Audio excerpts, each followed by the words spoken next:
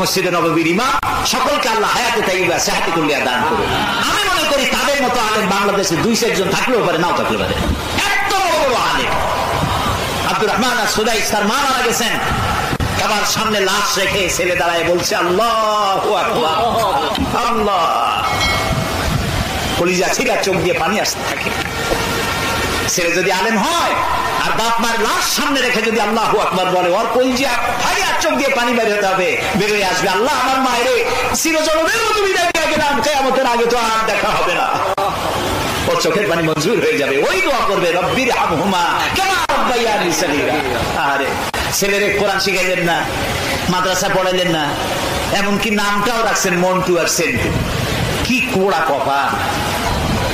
কোন মাজারে, কোন পীরের কবরে দেখছেন হযরত মন্টু রহমাতুল্লাহ আলাইহির মাজার?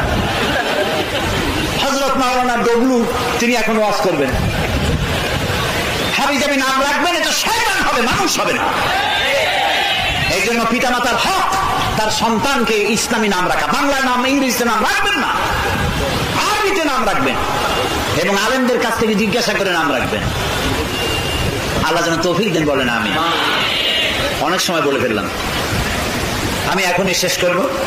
প্রিয় ভাই সব, সুতরাং এই যে বাংলাদেশ ক্যাডেট মাদ্রাসা, ইন্টারন্যাশনাল ক্যাডেট মাদ্রাসা, এই মাদ্রাসায় আপনারা আপনাদের ছেলেদেরকে দিবেন, মেয়েদেরকে দিবেন। রাজি আছেন? আপনার ছেলে আলেম হবে, কোরআন বুঝবে, কোরআন পড়বে, আলহামদুলিল্লাহ কোন। এইখানে আপনার ছেলে মেয়ে দিবেন এবং ওদের জায়গা নাই, 1,05,000 টাকা প্রতি মাসে তারা ভাড়া দেয়, বিল্ডিং এর ভাড়া। এতে কষ্ট হয়। আপনারা এখানে যদি কারো জায়গা থাকে, জায়গা দিতে পারেন, টাকা দিতে পারেন। তার অর্থ এই না, আপনারা জানেন আমি এই চাঁদা আদায় করতে পারি না। যার যার লেকুল্লে ফান্ডের জাল, প্রত্যেক বিষয়ে আলাদা আলাদা লোক আছে, এটা আমি পারি না। আমি আপনাদেরকে অনুরোধ, দাঁড়াবেন কেন? শেষ করবো মানে কি মুনাজাত ছাড়াই শেষ করবো? ঈশান নামাজ না পড়েই শেষ করবো? কাজে যারা দাঁড়াবেন তারা ঠিক করেন নাই। এত বড় মাহফিলের মুনাজাত থেকে নিজেকে মাহরুম করবেন না। এখন আপনাদের খুশি, যা খুশি তাই করেন। এত বড় মাহফিলের মুনাজাত থেকে নিজেকে হতভাগ্য বানাবেন না।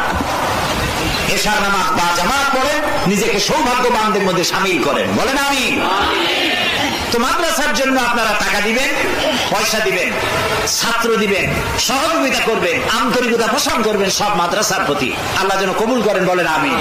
আপনারা কি মাদ্রাসার সহযোগিতা করবেন? ছেলে দিয়ে, মেয়ে দিয়ে, টাকা দিয়ে, পয়সা দিয়ে, জমি দিয়ে, জায়গা দিয়ে করবেন? কারা কারা করবেন দেখি তো একটু, কারা কারা করবেন? হাত উঠাইতে একটু কষ্ট হয় মনে হয়। মাশাআল্লাহ, সবাই উঠেছে, আলহামদুলিল্লাহ। বলি আলহামদুলিল্লাহ। হযরত মাওলানা আবুল কাসেম মোহাম্মদ সিফাতুল্লাহ এদেশের একজন প্রবীণ বর্ষিয়ান আলেম, আলেমে দ্বীন, সাহেব ইলম, তিনি এটা শুরু করেছিলেন। আল্লাহ তাআলা এই মাদ্রাসাকে কিয়ামত পর্যন্ত কবুল করুন, আমরা বলি আমিন। যত মাদ্রাসা আছে আল্লাহ সবগুলিকে টিকায় রাখুন, আমরা বলি আমিন। প্রিয় ভাই সব, কোরআনের তাফসীর করতে হলে সেজন্য সময়ের দরকার। আমি শুধু কোরআনের একটি ভূমিকা দিলাম এবং আপনাদের আগ্রহ সৃষ্টি করার চেষ্টা করলাম যে কোরআন যদি বুঝি তাহলে আমাদের কপাল ভালো হবে, বলেন আলহামদুলিল্লাহ।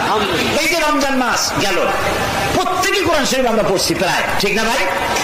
এবং এক জায়গায় বসে গল্প করে যে ভাই আমার পুত্রবধূ 3 খতম, আমার মেয়ে 7 খতম, আমার বউ 13 খতম, আর আমি এমনি এমনি খতম। আচ্ছা ভাই, কোরআন শরীফ কি খতম করার জন্য আসছে দুনিয়ায়? খালি খতম আর খতম। এইভাবে কোরআন খতমের জন্য আসে নাই। কোন কোন সাহাবী কোরআন শরীফের